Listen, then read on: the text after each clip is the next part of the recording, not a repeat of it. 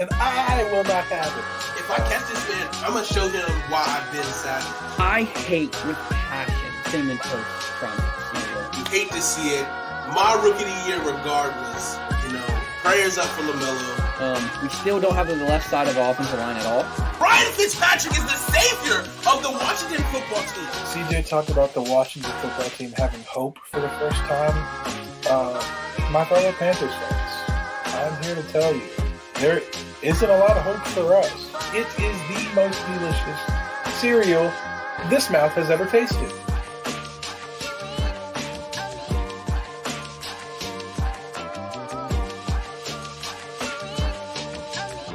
I will put money. I will go on air and I'll have an apology to you if Josh Allen does not take a step back this year. If Josh Allen's numbers do not stay the same or get better, I will come on and say that I'm just a little salty Minnesota fan. But I want you to come on.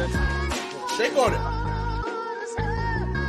No, how much is a step back? 1,000 yards? It's not about yards for him. It's about accuracy. I'm saying PFF completion grade, because it went from like a 58 to like a 60 something. If it goes in the middle, right?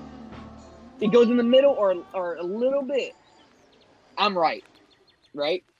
I'm right, and I want you to come on air and say that I'm a salty Washington football fan and I don't have a quarterback.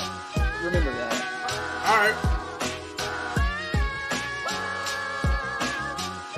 Previously on Hate to Pile On. This is Kyle Curtin's butthole. He hurt right now. So you're saying Julio in San Fran? Dallas will win this game because I believe Ezekiel Elliott will have...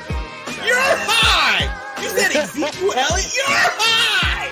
LeBron James, I can't think of a big three that he was a part of. So I don't know why he's even on this chart. The fact that you guys did not pick the Washington football team in this matchup! And the Bulls didn't play anyone, so... It's okay. I'm okay. Dallas for the win. This is ridiculous. That's another That's barely a big two. I want Iguodala. Score!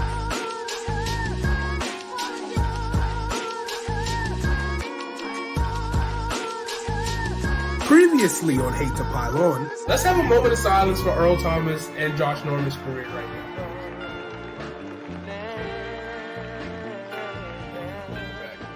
And the first thing that I want to bring to the table this week is the fact that, Fitzmagic, you know. I'm like a chicken leg, a turkey leg man myself, so I'm gonna let them eat the kneecaps, and I'm gonna just pick up the legs, and I'm gonna eat the legs. I hate Aaron Rodgers anyways. All right. Well, we'll just wrap it up with just saying this. He's a bad man. And in honor of 316 to Stone Cold.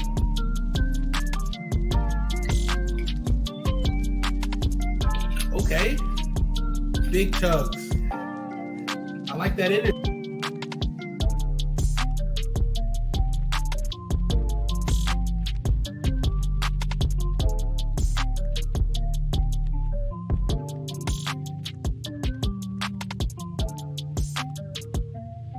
The NFL has been crazy, just like Jonathan's assumption of thinking he's a good football player back in Cane Bay.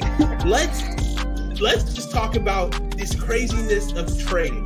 You're talking the Miami real Dolphins- reckless right now. I'm not talking reckless. I'm just talking. Can we have a conversation? Can we have a conversation, Jonathan? I don't understand. Like, why you see? There's no shade. There's no shade whatsoever. No shade. You're saying I'm just talking. I'm just but talking. there's some big shade.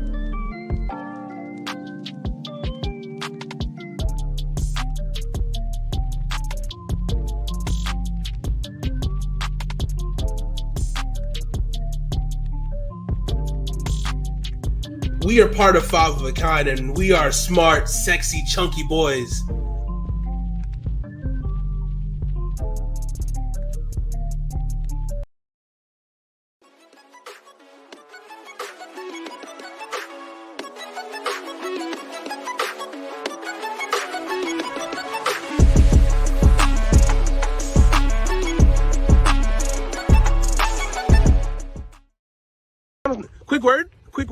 What's up? How are you doing today? How are you feeling heading into training camp?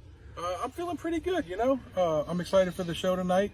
We got our top 10 NFL teams, bottom 10 NFL teams, and some NBA draft talk. Should be a great show. I'm excited to show everybody what we got. Jonathan, so anything we can expect from you this upcoming season? What do you expect coming on? Well, as far as myself, I try not to get too into my own personal goals, but you know, we're shooting for at least 80% correct on prediction rates, less than one hot take a week. And as far as team goals, you know, we're looking for 2 new subscribers a week and to hit 1K followers on Twitch by the end of the year. So I think those are pretty good goals, and you know, we got a pretty good team, and I think we can achieve those goals if we work hard and work together as a team. One more question.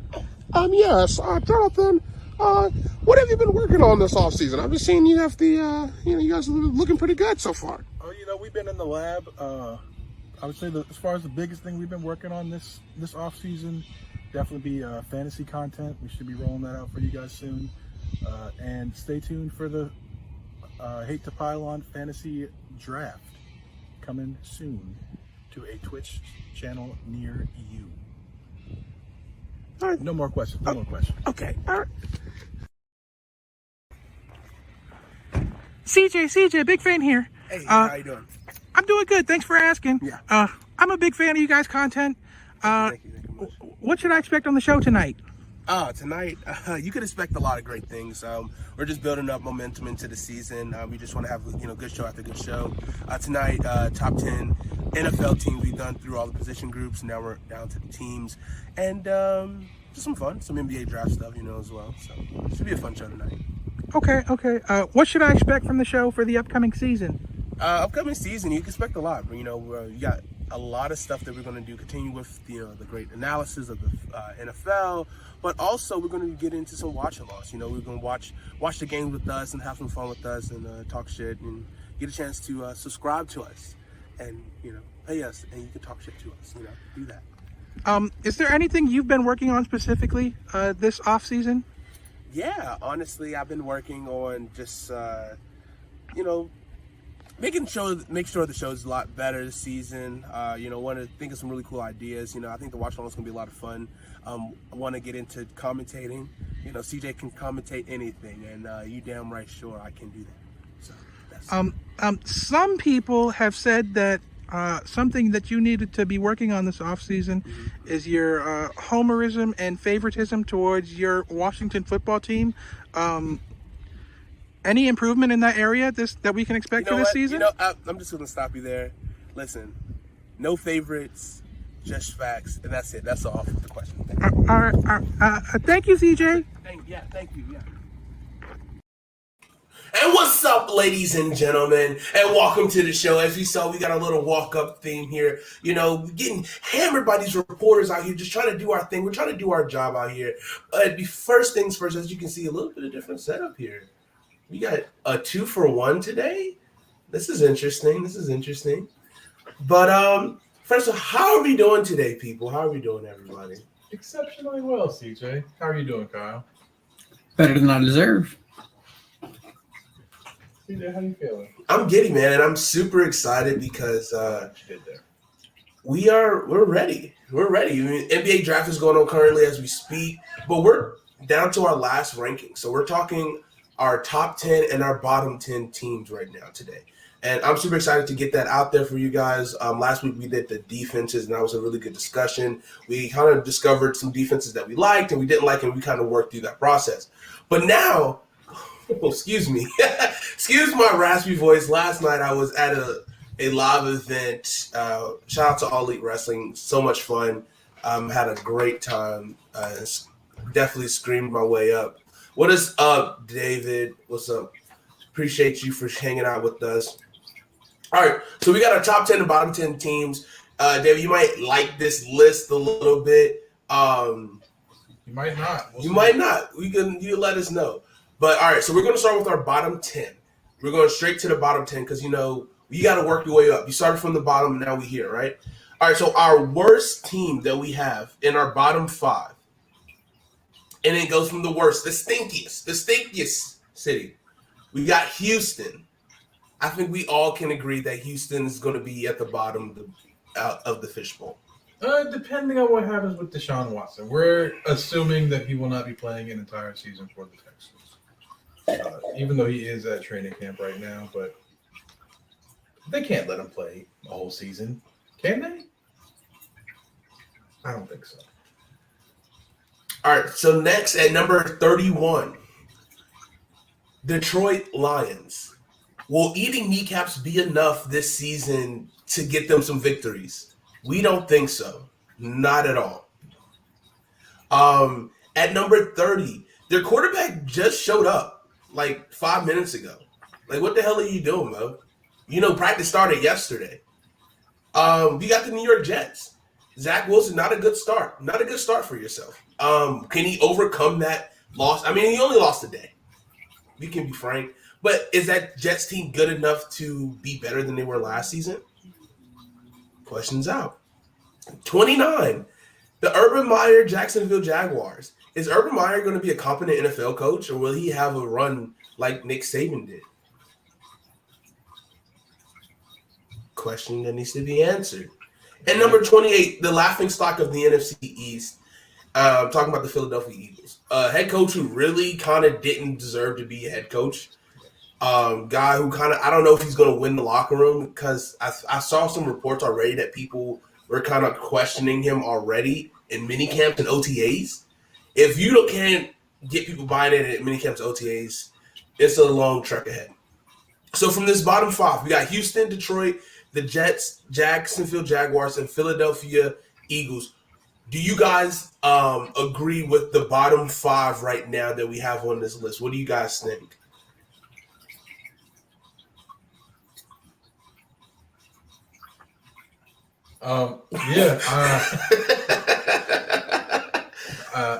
I agree.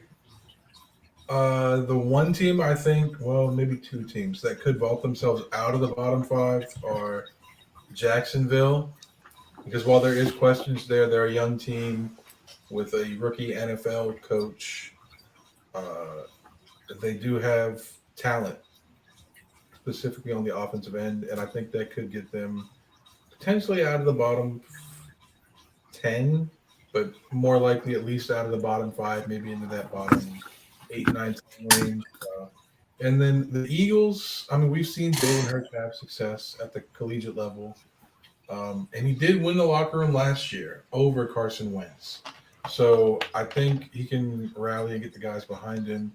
But I just don't know if that team is that talented. So I think bottom 5 is fair for all those teams. Kyle, what are your thoughts? I think this is like one of the first time we agree. I think Houston's the worst team we've ever seen in the NFL. They're signing literally everyone and anyone. The fact that Green Bay got to trade for a stinky player off their roster and they still didn't even get anything for it just proves how but they're holding Aaron Rodgers for getting there. They should have held that man hostage. But that's how bad that team is. The organization's bad. The team's bad. I feel bad for the coach because I feel like this is his last season as a head coach. He just started. Steve Wilkes. What was that coach for the Cleveland before Cleveland? Hugh Jackson? Not Hugh Jackson. No, Freddie Kitchens. No, it was also one more guy though, like way back before Hugh Jackson. He had 1 year for the. I'll figure it out. Continue. But Steve Wilkes with the Cardinals. I feel like the Jacksonville Jaguars could be boosted up by their kind of crazy offense if you think about it. If Trevor tunes out well, but their defense is bad. So everyone's here for a reason on this bottom 5. So nothing's shocking on the bottom 5. I think it's pretty locked in. Good note. Sorry, I'm trying to find it. There it is. Rob Chudzinski, Panthers legend. Yeah. He was the offensive coordinator for Cam's first 2 seasons when Cam was tearing it up, and then left to become the Browns head coach. And I think he was there for 2 years, if I'm not mistaken. No, just 2013. Just 1 year. So they had they had a string of guys just going for 2 years. The longest, Butch Davis in 2001 to 2004, Terry Robinson 2004, Romeo Cornell 2005 2008 3 years, Eric Mangini 2 years, Pat Shermer 2 years, Rob Francisci 1 year, Matt Patine 2 years, Matt Patton, Hugh Jackson 2 years, Greg Williams the interim, Freddie Kitchens a year, and now Kevin Stefanski. Hopefully he can trend upward to continue to maybe get past that trend of Cleveland Browns coaches. But moving up, unlike the bottom 5 teams that we just mentioned, we got the teams that are going to be in our bottom 10 to make up the full bottom 10 of the league. And this is important because, important thing is, would you rather your team be in the bottom 10 or the top 10? Or would you rather be in the bottom 10 or in the middle of the pack? And that's a very important thing about your team, because if you're in the middle of the pack, you can be close to really reaching success and winning championships, but you can also just be floundering and not really going anywhere up or down. And you want to have some movement that way you can either help yourself get draft capital or just sell money and merchandise in championships. So the second half of our bottom 10, it goes number 27, the Cincinnati Bengals. How much better are they going to be this year? The New Orleans Saints. We got the Atlanta Falcons. Joey might not like that. If you're watching, Joey, come talk to us. 24, the Oakland Raiders. This team right here is a mediocre. Why can't I say this word? Maybe because I'm just not it. That's why I'm not used to saying that word in my vocabulary. We'll go with that. But the Oakland Raiders at 24, and then we got the New York Giants at 23. These are the next 5. This makes up our bottom 10. These guys are not the very worst, but very close to it. I think the team that has the most boomer bust in this bottom 5, probably the Falcons.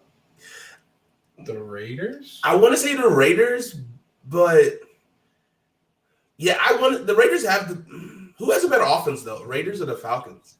Well, you got the Giants in there, right? The Giants could pop. The Giants could pop. They stink though. Well, you're getting one of the best running backs in the league back. Hopefully he's good. You got receivers all over the place. And hopefully their quarterback puts it together this year. And then you got a pretty good team. So I think they have the highest upscale. They could turn themselves into, hey, we only need a few more pieces. Right now they're just like, hey, do we need to draft a quarterback? And this year will prove like, hey, we just need a couple more pieces. We could get defending ourselves. All right, quick question before we go to our top 10. Where do you think the Raiders are in the process? Do you think they need to blow it up? Or are they still at they need a few more pieces? The Raiders, they tried to blow it up once. They just didn't get rid of Carr. But They're super young right now. Right? They got a couple pieces that are older, but they have a bunch of receivers that are young. Bunch of their defense is young. It's like a mix. They're kind of like where the Panthers were at last year, where they're mid blow up, but don't want to go full blow up. They're trying to retool, but they still think they can compete, but they can't. Because a couple years ago they had a big money offensive line. They had Donald Penn at left tackle, Kelechi Osemele at left guard, Gabe Jackson at right guard, Rodney Hudson at center. And I think all 4 of those guys are gone now. So they kind of blew that up. They got rid of those guys. They got rid of some pieces on defense, which they didn't really have that many to begin with on defense. But, they are pretty young outside of quarterback. And I do think they need a new quarterback. They probably should trade Derek Carr if they can get good value for him and embrace the rebuild. Well, I think they don't need a rebuild, right? They need – because Aaron Rodgers comes to that. Say Aaron was free, right? Aaron gets there. That team's very good. I still don't know about the defense. The corners stink. The linebackers. That's acceptable. That's acceptable. So the defensive line's all right. I like the safeties. The offense is good.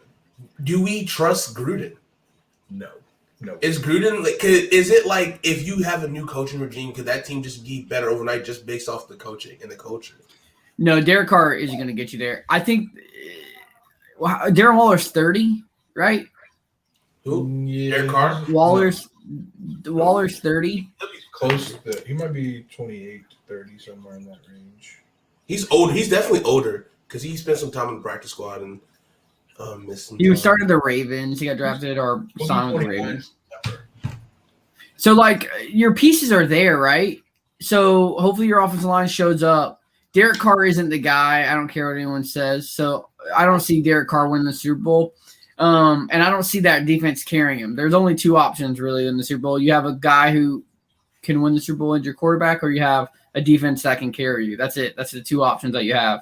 And I don't see that on them at all. So either they get a young guy and they stack the defense, or Derek Carr gets better at football. That's your two options, right? Or they just start over. But there's so much young draft capital on that team that blowing it up sounds sickening. You're gonna waste that running back because second contract running backs aren't good.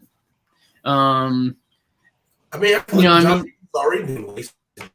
They are wasting it. It's like I honestly think a new coaching staff, and then maybe like 1 year with what they got. You're not getting a new coaching staff because he's locked up 7. Yeah, he's locked. He's locked in. They both Malik Willis come in. Let's get it going. The Olympic quarterback. Oh, okay. Interesting. That's my secret quarterback one, by the way. Also, okay, quick question before we go to top 10. Who's starting quarterback week 1 for the Houston Texans? Is it Tyrod Taylor? It is. Yeah, it's 100% Tyrod. Is he taking quarterback 1 snaps? Because I haven't read that once. I heard Deshaun looks like he's going to snap his ACL, but I haven't seen who else is taking snaps. Deshaun's playing safety, so it's got to be Tyrod. I can't imagine Davis Webb. Davis Webb or David Webb? Davis Webb. The quarterback from Stanford? No, that's the old. No. Who's the quarterback? Yeah. It was close. Something Davis. I forgot his name now. Davis Mills, I want to say. Yeah. And then they did some other shit too. I don't know. Yeah. They traded for Ryan, the Bengals guy.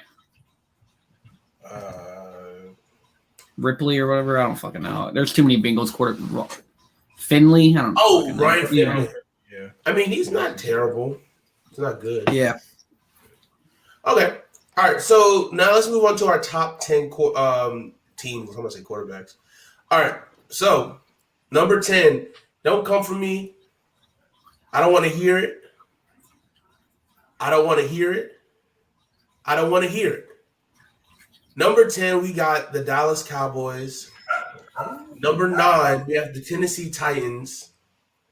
Number 8, we have the San Francisco 49ers. Number 6, what did I just say? 8. Number 7, I'm trying to skip you guys. Baltimore Ravens, we got 7. Number 6, the LA Rams. Number 5, the Cleveland Browns. Number 4, the Buffalo Bills. Number 3, the Green Bay Packers with Aaron Rodgers confirmed. Correct. Number 2, Kansas City Chiefs. And number 1, we have the Tampa Bay Buccaneers rounding out our top 10, our top team. Remind you guys that in our previous we did a full season mock-up of who we think is going to win the season. And we had Cleveland Browns and the San Francisco 49ers in our Super Bowl. And we had a poll on our Twitter. And so right now on our list, we have the San Francisco 49ers at 8 and the Browns at 5. So 2 top 10 teams makes sense. San Francisco, you guys voted, and we got San Francisco winning the Super Bowl this year, according to our playoff rankings. 75% to 25%. So a lot of you really like the San Francisco 49ers. The question is it Garoppolo? No, it's going to be Trey Lance to make the Super Bowl. Jimmy Garoppolo is not it. It's interesting. I mean, Garoppolo's starting the season. You'll see how fast Trey Lance can pick up the offense. You'll see if they'll do a package system for him to where he can at least have some plays he can kind of get in the game and use his speed. I mean, of course, you know what my gripe is, but Dallas and Washington is very close. They can go hit or miss right now. Right, the one thing that is hitting right now is COVID on the Washington football team. So that is not a good start for us right now, opening training camp. One of the positive things that I do like is that Landon Collins. Their COVID tests, you mean? Yes, besides the COVID test. One thing I do like is that Landon Collins is healthy to start training camp. It's not on the PUP list. So, knock on wood, which is a good thing. It shows that he's been working hard. He's been looking good. Safety depth is my only concern, particularly at the free safety position. We'll see if Bobby McClain can fill that role for us this season. Troy Apke might get cut this year. There's a good chance he might not make the roster. I mean, I like his speed for us. We'll see if he can be a special teams guy. But Derek Forrest he might take over that guy as a special teams guy who can also play backup safety for us. But how do you guys feel about our top 10? I know a lot of people might not like San Francisco in the top 10. I think maybe the Cleveland Browns could be controversial to some people. But what do you guys think of our top 10 list? I don't think Cleveland's controversial. On paper, their roster is one of the best rosters in the league. The question is at quarterback because Baker Mayfield stinks. But aside from him, that team is very, very good. The 49ers, I don't think that's that controversial either. They were in the Super Bowl 2 years ago. Yeah. With Jimmy Garoppolo, too. With Jimmy Garoppolo, they lost because Jimmy Garoppolo stinks. The defense carried them that year. The offense should be better now. They have Kittle. They have Brandon Ayuk. They have Debo. They have multiple running backs. As is usual for Kyle Shanahan. The offensive line is pretty good. Defense, they lost Richard Sherman, but the defensive line is still stout. And the defensive coordinator, too. They did lose their defensive coordinator. Now the Jets head coach. But I still think the defense is solid, and the offense should be able to mitigate some of the fall off from the defensive side. Yeah, I agree with you about Dallas and Washington. I think it could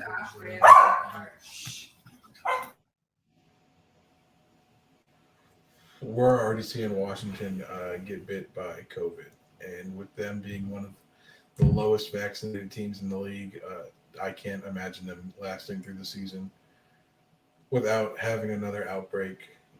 And we saw last year with the Broncos what can happen when a single position group gets decimated by COVID. There is a specific position group in Washington who refuses to get vaccinated. I don't know what you're talking about. I don't know what you mean. No comment on that situation. Your man's Tyler Heineken and not Josh Allen. Kyle doesn't want to get vaxxed? No, he doesn't.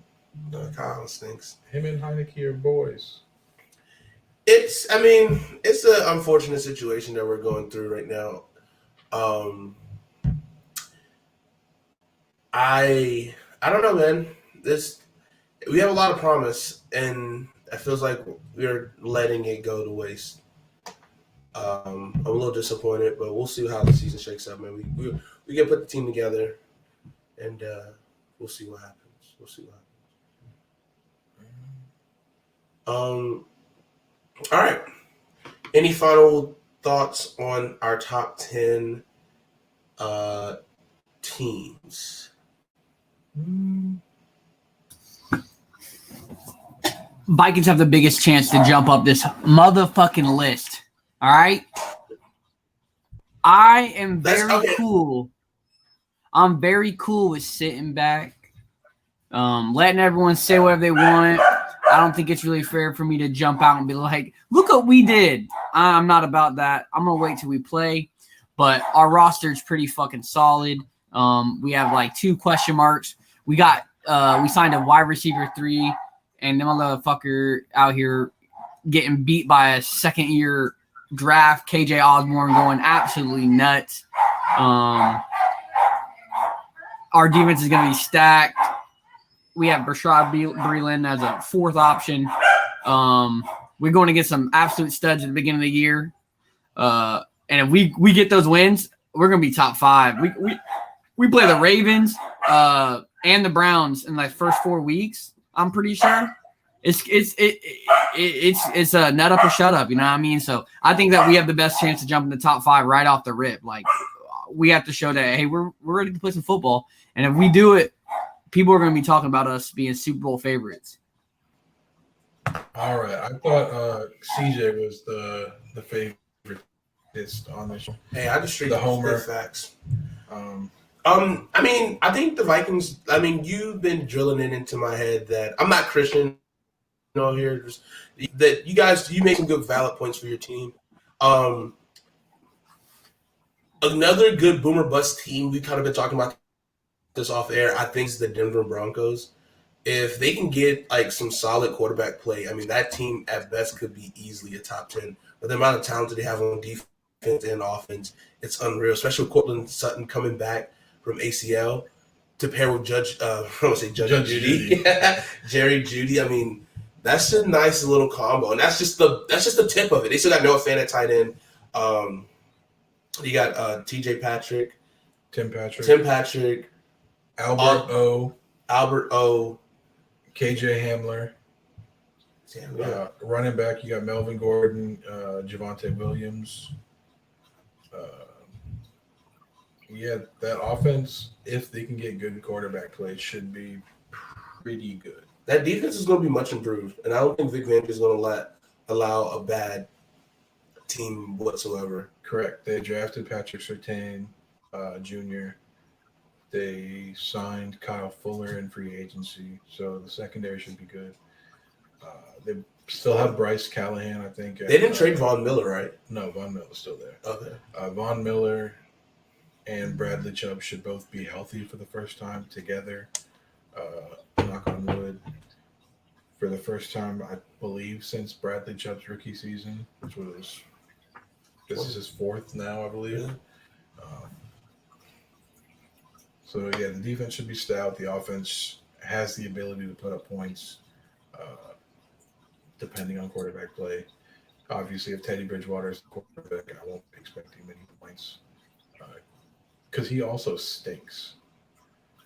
But Drew Lock, if he can kind of rein in some of his wildness a little bit, I do like his ability to sling the ball down the field. Hopefully they can just find those talented receivers we talked about and not the defenders. Agreed. All right. Well, also a big event that's happening tonight is the NBA draft. So we did a thing last year where we chose an international player that we didn't know. We just Googled, and we were going to become fans of them from day one. This year, my rookie was phenomenal. And I'm talking about Theo. Theo, shout out to you, Malcolm. Thrust himself into the starting lineup with the Thunder, the OKC Thunder, and did put up pretty decent numbers. He did pretty good for himself as a 19-year-old rookie in the league. I think he turned 20. So I had so much fun rooting for Theo that this season we're going to find another international player. So Jonathan didn't have great luck. No, last I did season. not. My international player last year was Yam Madar, Israeli point guard, who did not end up coming to the NBA. He stayed overseas. So, I mean, Maybe next year. You can't rule it out that he will have success in the NBA, but he did not have the Maladon type success year one. So I'm looking for better luck this year with my guy, Juhan Begarin from France. He is a shooting guard this time. So I'm still sticking with a member of the backcourt, but I'm switching from point guard to shooting guard. And I don't believe he's been drafted yet, but, I'll be rooting for him to be drafted soon. And I'll be cheering him. Okay, that's a good pick. I like your pick. So the guy that I went with, and this is before we kind of had a little bit of a later start, but I'm picking the guy that I create pretty much every year when I play NBA 2K basketball. I'm talking about Josh Giddey, a 6'8" point guard shooting guard combo who's a master at the pick and roll. His shot is not there yet, but he has the length to possibly play 1 through 3, which I think can be used pretty well for him. I see a lot of success from him, 18 years old, and I'm always feeling Giddey. And Josh Giddey, I think, is going to be a star. And also, we can kind of go check into our draft. He got drafted already before we got on the air. He got drafted 6 overall to who had the 6th pick? Was it Thunder? Oh my God! If he got drafted to the Thunder, that is perfect. I might become a Thunder fan. Lightning striking twice. Give me a second. I can pull it up. Yeah, he went 6 overall to the Thunder. Yeah. OKC Thunder. So this just can lightning strike twice? Because I sure hope it does.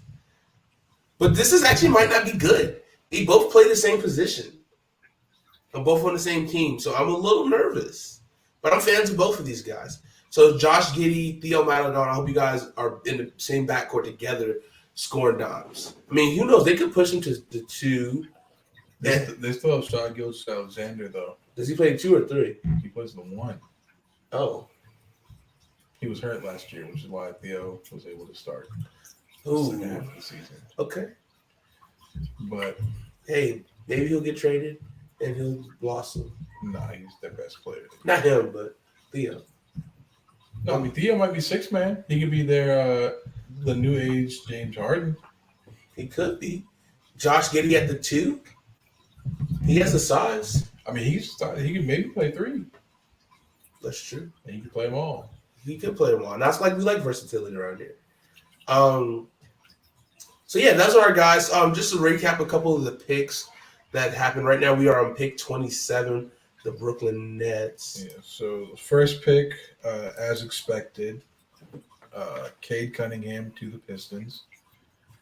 The first 3 picks, Woj leaked like at 8 o'clock this morning or something ridiculous, way too early. Jalen Green, shooting guard from the G League to the Houston Rockets, and then Evan Mobley, the big man from USC, to the Cleveland Cavs, 3rd overall. And then 4th pick, we had Scotty Barnes from Florida State, go to the Toronto Raptors, and Jalen Suggs, the combo guard from Gonzaga, and Minnesota high school quarterback legend, drafted by the Orlando Magic, 5th overall. So that's your top 5 picks right there. And, of course, Josh Giddey, number 6. That's all we care about. But we do want to mention the Charlotte Hornets. They did pick up a shooting guard from Connecticut. How do you pronounce his name? I think it's Bouknight. James Bouknight. Exciting prospect for the Charlotte Hornets.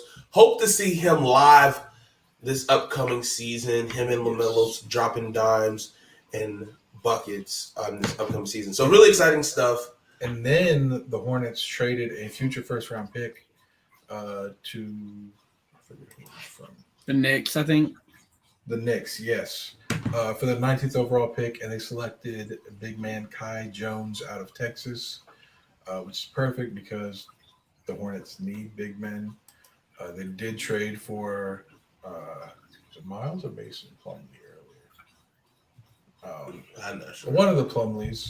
One of them plump boys. They actually traded the 57th pick for Plumlee and the 37th pick as the Pistons wanted to get off his salary, and it was a salary dump move for them. So the Hornets moved up 20 spots in the draft and got a big man in that trade. And then they drafted another one. So we're still not giving up on the Miles Turner dream yet, but it's not looking good at this point in time. But, with Evan Mobley going to the Cavs, maybe Jared Allen's available, and the Hornets can sign him. Lance Jr., bro. He's definitely free, right? Who? Larry Nance. Nance, yeah. Yeah, he should be, but he's not really what the Hornets need. I mean, he's solid. And they could use pretty much anything at center and power forward. So I wouldn't turn him down, but he's not top of the list. Yep. That's our NBA draft coverage. So will we follow these guys? Not draft, but NBA. Russell Westbrook traded to the Lakers. We got to mention that, yeah. Big trade. Blockbuster trade. Yes. Kyle is ecstatic, as you can tell, for his Los Angeles Lakers to be acquired. Finally, LeBron's a part of a big three. Finally, it happened. It's about damn time. This guy stinks. Listen, as much as I am a LeBron James fan, and he really got me into basketball, not seeing him being able to do what he did 3 years ago is sad to see. And then now that we're teaming up with someone who's so ball dominant, I don't know what I'm about to look at when I watch him play. I'm so afraid for his legacy right now. I cold take me probably, but holy, I don't know how this works. I feel like that's the thing we say often with LeBron teams lately. Not really, because you normally think that LeBron can just do it, but he doesn't. They normally, when you build a team, they don't get a ball dominant guard or anyone on his team. Now we're taking probably the most ball dominant player in the NBA and saying, all right, play with LeBron who holds the ball. I don't know. Less ball dominant than Russell Westbrook? Yes. He can be. I didn't hear what you said. You lagged. I'm not giving you your dumb look. I'm giving you what did you say look? He asked me if James Harden was less ball dominant than Russell Westbrook, and I said yes. James Harden can play off ball. That's pretty good. Russell Yeah. Westbrook cannot really. Yeah. Yeah, it's gonna be weird. I don't know. I don't want to get my NBA takes too crazy out here, but I mean, who knows? I mean, this could just be the beginning of what they do. Maybe they could be the first big quad. Yeah, I'm expecting many more moves coming up.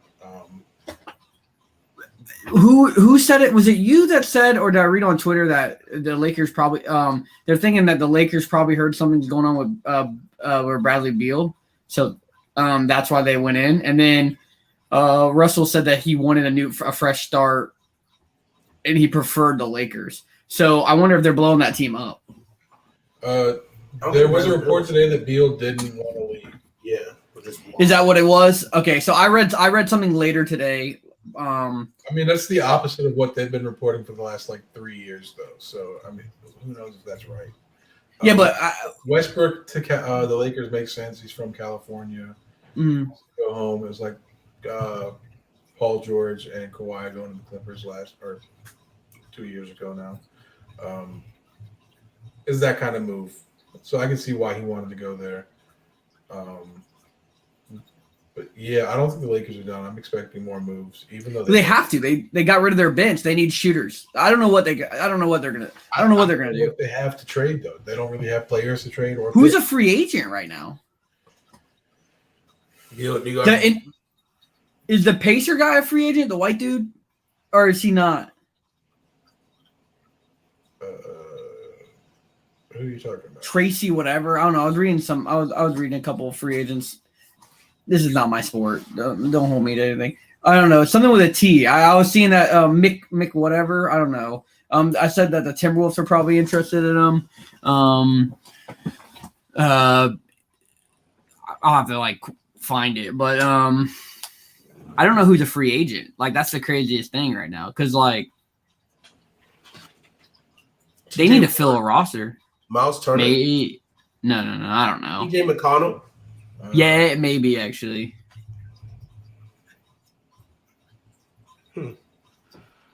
I don't know, but Chris Paul. they have to build Chris Paul.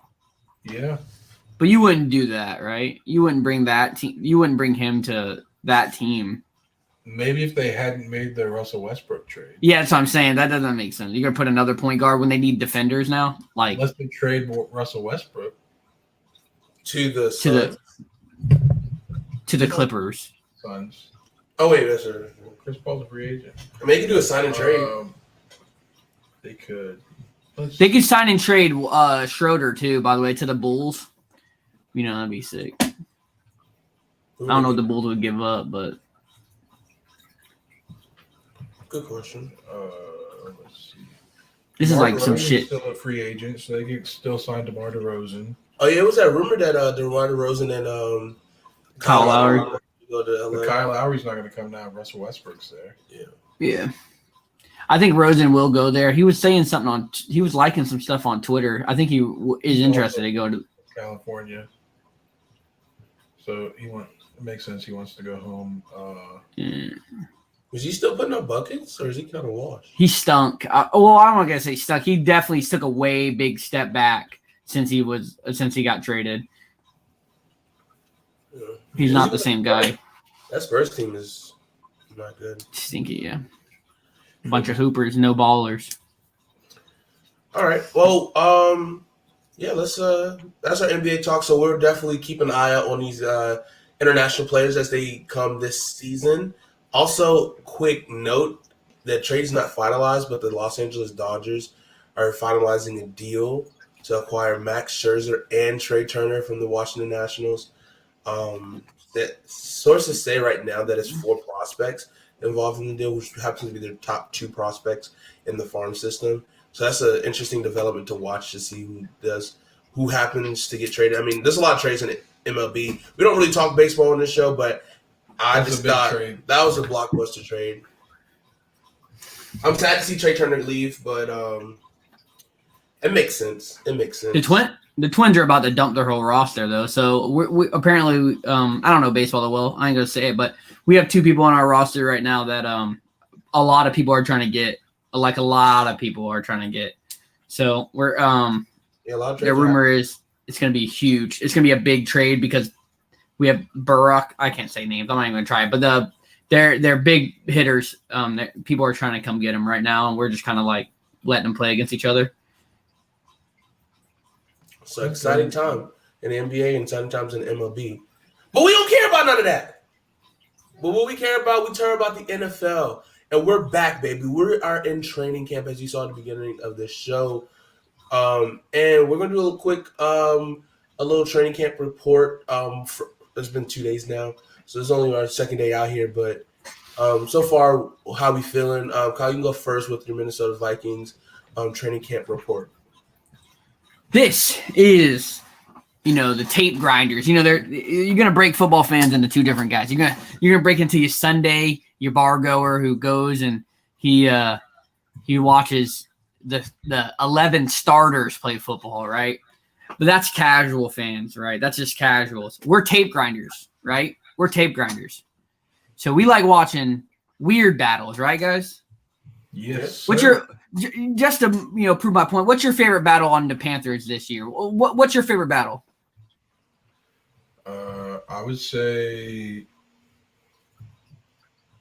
outside of left tackle, probably right guard. We brought John Miller back, who's our starter last year, first-year starter for us. But then we drafted Deontay Brown in the 6th round and also signed what's his name? Pat. David Moore from. Oh yeah, Pat. So actually, both guards really are up for grabs. 'Cause Pat Elflein, I mean, we gave him like starter money. Same with Cam Irvin at left tackle, but neither of those guys are good. So either one of them or both of them could lose those starting spots that they currently are projected to have and have through 2 days of training camp. But I'll talk about the Panthers more when it's my turn. Kyle? CJ, what's your favorite battle? I want to set this up, the grinder. So what's your favorite battle this year? I have Kyle Allen versus Pfizer. Is that what it is? That's a good one. I have 4. It's Moderna, Johnson and Johnson. No, it's the backup defensive end position. Some of the young guys who's gonna fill in now that Ryan Kerrigan's gone. The free safety position who's gonna fill that role. Punt returner. I have the biggest gripe with our punt returners right now for the last couple of years. I just want like a speedy guy to be our returner. I don't want Steve Sims again. And then the formation of like our offensive line has the pieces, but I don't know what order and form, especially because Cornelius Lucas is down on the COVID list now, so he was projected right tackle. So now it's Sam Cosme going to get those reps. But then I need to know how Sadiq Charles is doing, if he's going to play left guard or Eric Flowers is going to be left guard, or is he going to be at right tackle? So the guard is definitely the offensive line, but the most ones I'm really interested in is the backup defensive end and our specialists, because our special teams stunk for years. These are real grinder stuff. We ain't talking about who's gonna be wide receiver 2? Who's gonna be our starting? Well, you're worried about the left tackle. I'm not worried about no left tackle. I'm just out here. But I did put for my Viking fans, 7 a.m. Central Time. I put a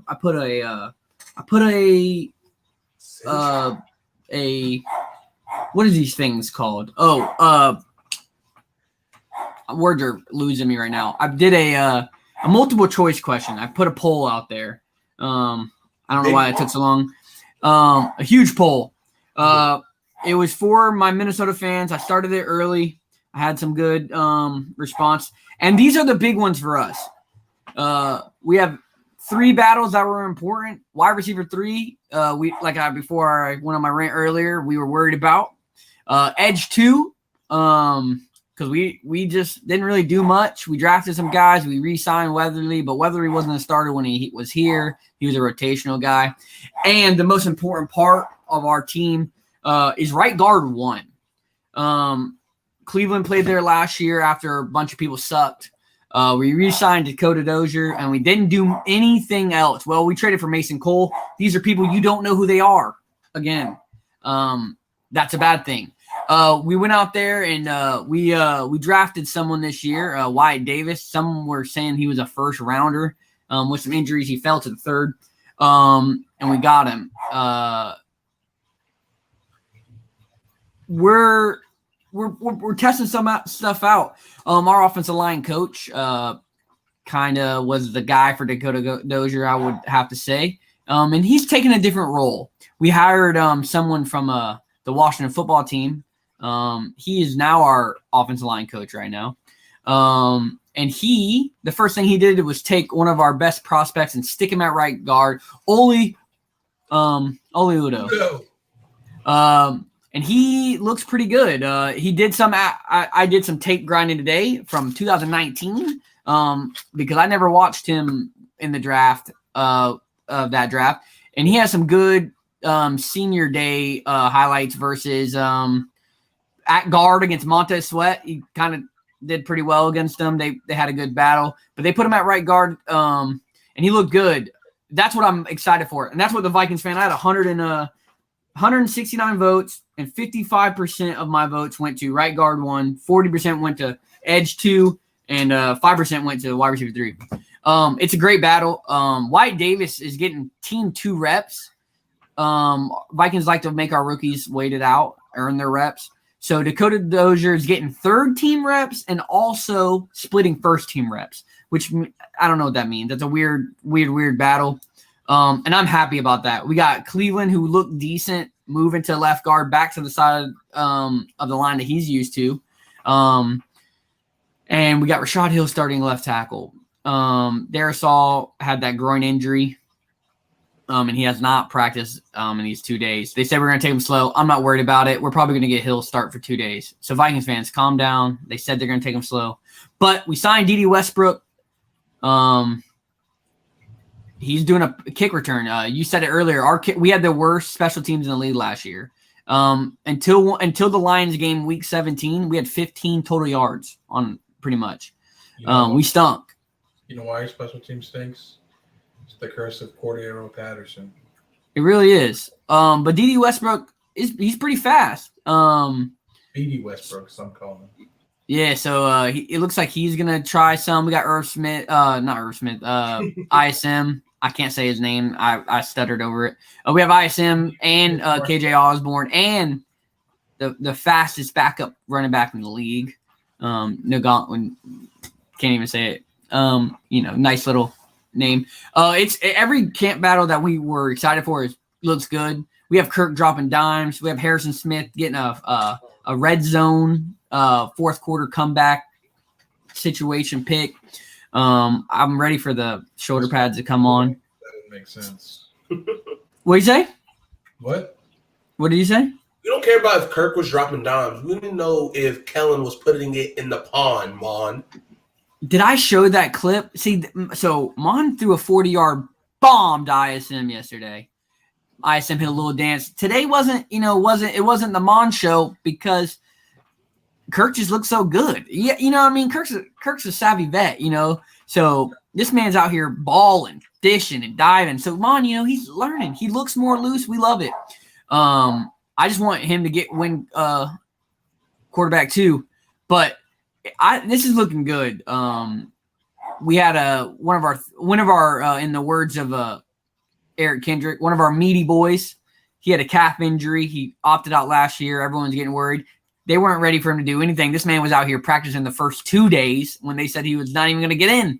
So everything's looking up. Like, I'm knock on wood. And my favorite part of this whole thing is my boy, Cam Dantzler, put on some weight. And I'm ready for lockdown season. No longer 160 pounds? Yeah, he's 172 pounds, buddy. Lock it in. But anyways, it's good. We have good news. We have a good offensive line battle. Around like a 4.8. He was injured too. That's the thing. He was also injured. He had a leg injury. That's why he didn't do anything else. Also, his numbers stink. But hey, you know what? But we looking good. I like it. This is like one of the first times that I'm looking at something not as a homer, but actually seeing it and like, wow, things are different. Like, this is not how we normally do stuff.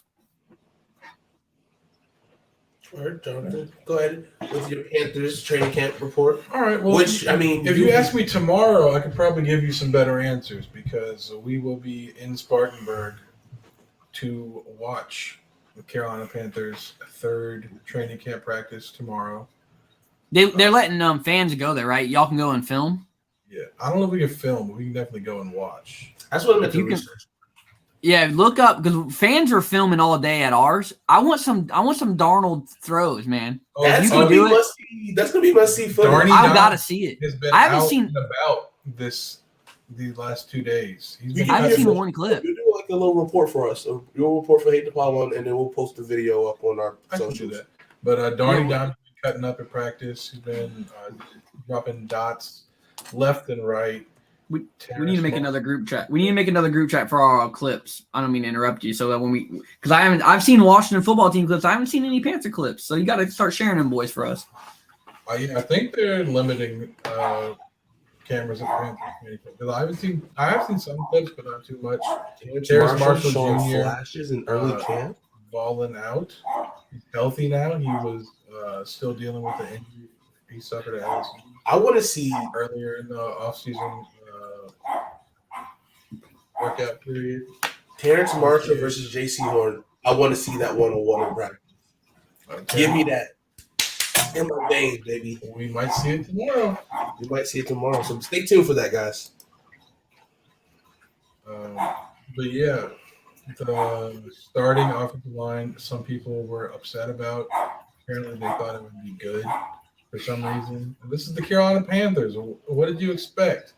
Left tackle, Cam Irving. Left guard, Pat Elflein.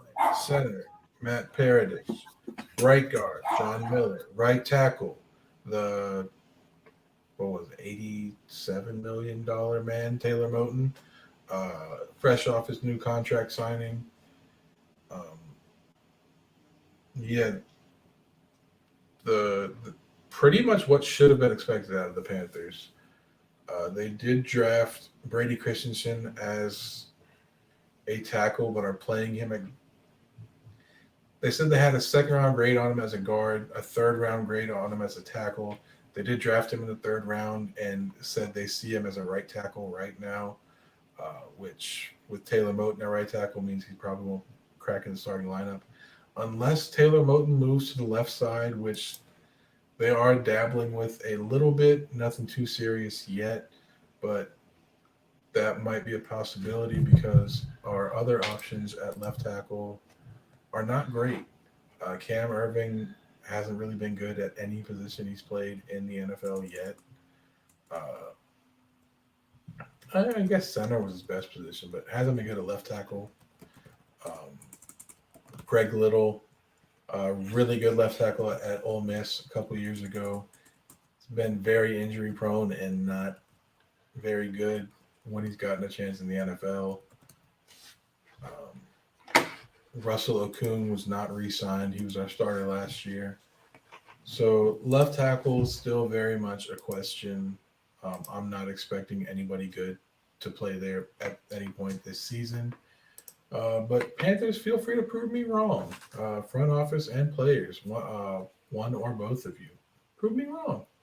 Make my day. But that's about it. All I have. CJ, you got anything for a Washington training camp update? Yeah, so I talked about it a little bit already. Let me fill this out. So I talked about a little bit about right now for the Washington football team, some of the battles that I'm interested in watching. But also something I'm really intently looking at is our wide receiver depth. I love the depth at wide receiver, almost a little bit too much. And there's going to be some guys. It's not working. There's some guys that probably will get cut and won't make our practice squad because they're that good. And I don't know how many wide receivers are going to keep. So Curtis Samuel right now is down with the growing /COVID issue. Just press tab.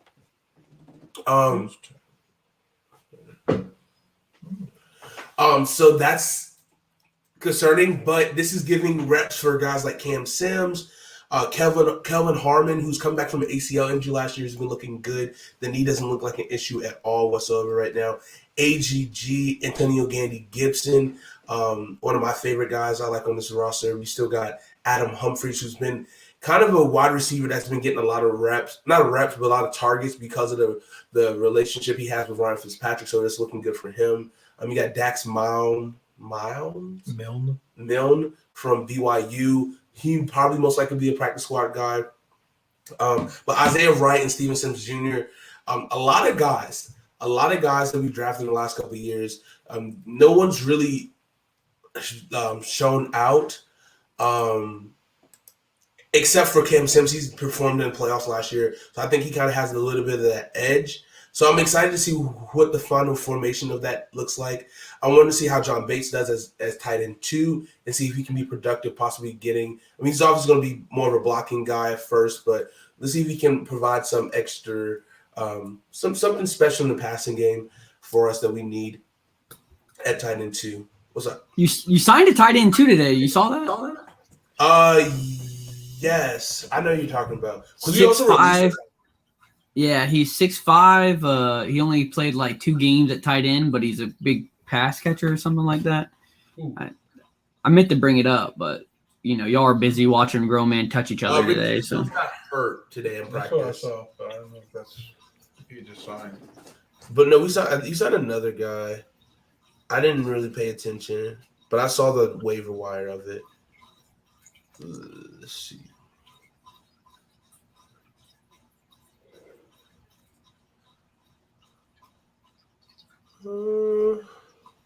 It's not on this one.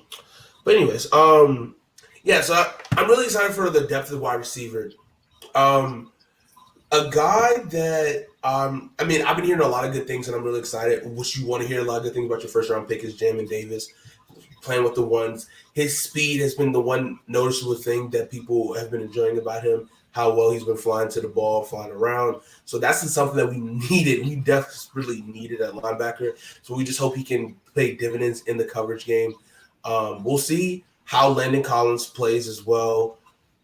Is he still ready to continue to play safety, or is he going to be looking at possibly playing a hybrid linebacker role? He was playing safety today, and He Cameron was. Curl was not playing with the ones. That's interesting. You know who is playing with the ones? Jeremy Chin. And I was told Cameron Curl's better than Jeremy Chin. Yeah. Smells like cat to me. I mean, obviously, we getting everyone reps right now. It's just day 2. So, there's no need to overreact. Washington fans, no need to overreact. It's only day 2. Oh, they already overreacted last year when they said Cameron Curl was better than Jeremy Chin, which Cameron Curl proved that he was better than Jeremy Chin. Not at all. So, I don't think it was cap at all. But we'll see this year. I mean, we can't compare them both because, I mean, Chin is not even a safety, is he? He is this year. Is he now playing safety? Yes, he is. Starting at safety, unlike Cameron Curl. He'll be starting week 1. He'll be starting. He'll be on the field. Don't worry about it. But, yeah, that's all I got for Washington. COVID's running wild, of course, but we're hoping to rally. We're going to rally. So, but that's it, man. I'm excited. We'll see what happens. Preseason. I'm really excited for preseason this year, man. It's good to see some preseason games. Especially you can see those lower guys get some reps and see what they can do with it. Y'all want to watch a couple preseason? I think I have August 14th is a Saturday. Vikings play Denver. Y'all want to hop on here and talk about Kellen Mond getting some reps? Yes, I would love to talk about Kellen Mond. I'm still jealous about Kellen Mond, but I want to see him play. Yeah, so are the Texans, but Yeah. The Texans are.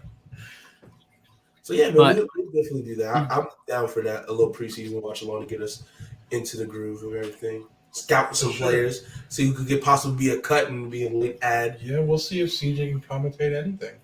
I can commentate anything. Any final thoughts for you guys tonight? We'll wrap this thing up and yeah. I'm ready for this. Timeout, guys. We're gonna be serious about 2 things in here. Okay. One is a homer take for CJ, and the other one involves that. We already talked about this once.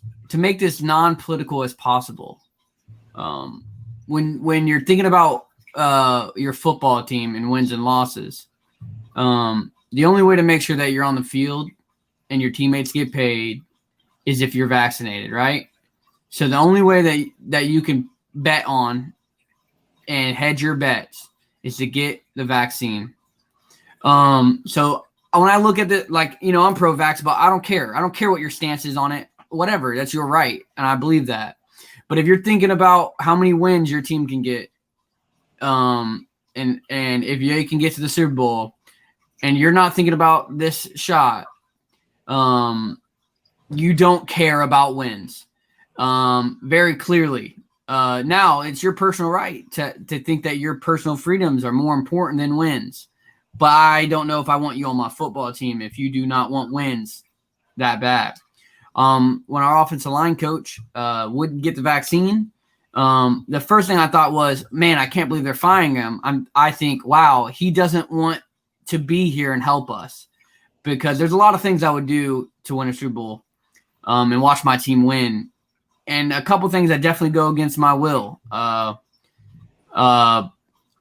This doesn't hurt your freedom of speech or anything. This is literally, you don't even have to tell anyone. Kirk Cousins not wearing a mask. He's also not saying he's getting the vaccine. But if you put 2 and 2 together, that means he's vaccinated. He's not saying that he's got vaccinated, but he's not wearing a mask. Does he have a wristband on? I don't think we're doing wristbands. Our team does not look like it's doing. I know that Eric King. Go ahead. He was wearing a red wristband yesterday because he's had his second dose, but he hasn't had the 2-week incubation period. It's not up, so he doesn't have to wear a mask, but he does have the red thing to show he's not fully through the vaccination process yet. Eric Kendrick is a big guy for the vaccine. He's vaccinated a long time ago. They asked him this question yesterday, and he said, "I'm not wearing one. I don't care." Moving on, and he talked about being vaccinated a long time ago, as soon as it was out. So I don't think our team's doing it. I think, but back to this take. The Bills writing a stance for Les Welker so he can come out and talk about why he believes one thing or another is bad, because the Bills have intelligent people on their staff that can write for him to help this situation, and that's what they did. But for that tweet of him reading out the Bills' stance, and even if it's just what he believes, he did not write those words. We've seen what he wrote on Twitter. For the Bills to come out and promote the tweet of him reading it, it was promoted on Twitter, is upsetting because it's not genuine, even for him. So I hate that. And definitely the day after Ron, I'm not even going to try to say his last name, came out in his disgust about how they're getting stuff done. Yeah. When he's fighting cancer, and players are saying, pretty much you can choose to have cancer. We're choosing not to get the COVID shot. And some deleted tweets. And you got to think about it. How much do you really want to be there? And how much do you care about others? When you have someone who has cancer in your building who is doesn't have the immunities like you do, that's something to actually think about. And I know it's hard to deal with that when you don't have someone close to you, but everyone in that building who has been talked to by a lady who helped curate the Pfizer vaccine is getting talked to, and they still make the decision to put their coach life at risk. It's pretty weird. And that's what I have a weird feeling about that. Like, make it as non-political as possible. But if your coach has to step down and he's building this culture and players are missing day 2, it doesn't look good for your season outlook of wins. Nope. It doesn't look good, especially, and it's crazy because I don't know if this is the case or not, but I feel like a lot of the players on this team is getting I would say complacent, but we were last season. I mean, this is a whole new year, but last season we were one of the least outbreaks, had the least amount of outbreaks in our team building. And so, I feel like that's somehow woven in. We did good last year. We didn't have any outbreaks, so we're straight. Why would we need to do that? But I just think we just need to tighten up and do better. Period. And let's go win some football games, man. That's all I want. Let's do better and win some football games. Like I said, take the politicalness out of it. How competitive do you want to be this year? Because that's all I care about when it comes to football. I don't care your personal opinions to whatever you fucking believe in, right? I'm not a MAGA guy. I just sent a picture of Trump and Kirk Cousins hanging out together. Guess what? I hope he throws for 6,000 yards this year and 3,000 touchdowns. I don't give a fuck. It's football. Let's talk about that. And I put that on anything everywhere. I want wins. I don't give a fuck about your personal opinion when it comes to, is it going to hurt me on the field? At all. I don't care. Well said.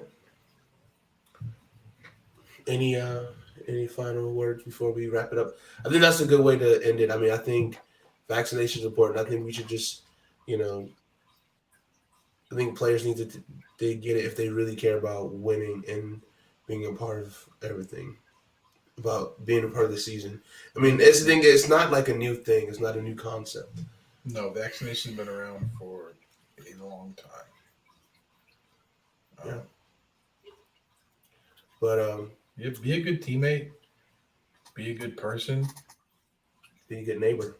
Be a good neighbor. Be a good friend. Be a good family member. Husband, father, son, cousin. Whatever applies to you.